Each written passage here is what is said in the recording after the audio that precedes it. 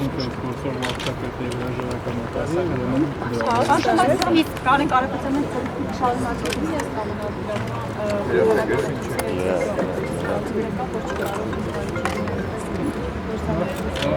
Մեկնաբանությունները այսօր բավականին շատ են։ Ես կխնդրեմ փակվագծերով չակերտավոր այդ ձեր խոսքերին, ասեք մի հատ սահմանադրություն որ լավ կա, որտեղ սահմանադրությունը ունի եզրափակիչ եւ անցկացնող դրույթներ, որոնք հստակ սահմանված է թե որ դրույթները ուժի մեջ։ Առաջին 5 տարի չի 4 տարի է, որը 18 թվականի փետրվարի ապրիլի 9-ից հետո ուժի մեջ։ Միջև 2018 թվականից 4 տարի առաջ Ինչ իմաստուն է հիմա վարչապետ։ Անդոմասը 2018 թվականից առաջ 4 տարի պետք է բնավի ապրիլի ցանկացած կառավարությունով կլինի այդ պահին եւս հրաժարական է ներկայացնել։ Եվ այդ պահին նշանակվող նոր վարչապետը կա համապատասխանի պատգամավորի ներկայացող պահանջներ։ Այն է վերջի 4 տարի աշխատած Մի քանի ամսվա համար ինչու է վարչապետը։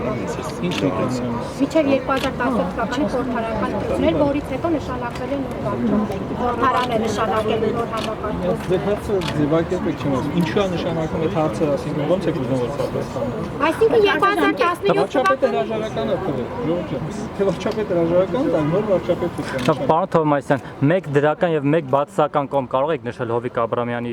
վերաբերել որպես վարչապետ։ Գիտեք, ես այս ամբողջ ընթացքում աշխատել եմ եւ հետեւյալն է։ Հովիկ Աբրամյանն իր գործունեության ընթացքում, ինչպես իր խոսքում ասեց, փորձել է եղել բաց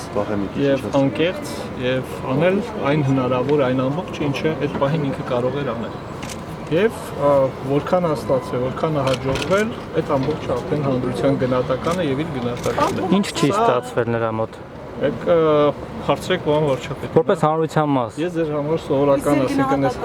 Ինչ անշարժ Եք եթե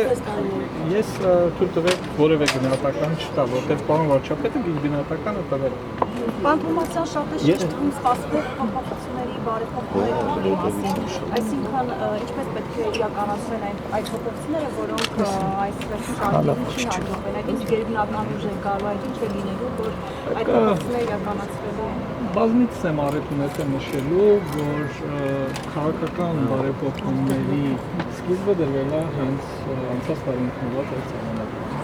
Եվ նշել եմ, որ բացի սուբյեկտիվ խնդիրներից, մենք երկիր ունի օբյեկտիվ խնդիրներ։ Այդ օբյեկտիվ խնդիրներից այո առանձնացվել են նաև հենց կառավարման համակարգ, ինչի մասին բազմիցս սարի ունեցել են դες ներկայացնել։ Ինքն եւ այդ խնդիրները միայն Հայաստանում չեն։ Խնդիրները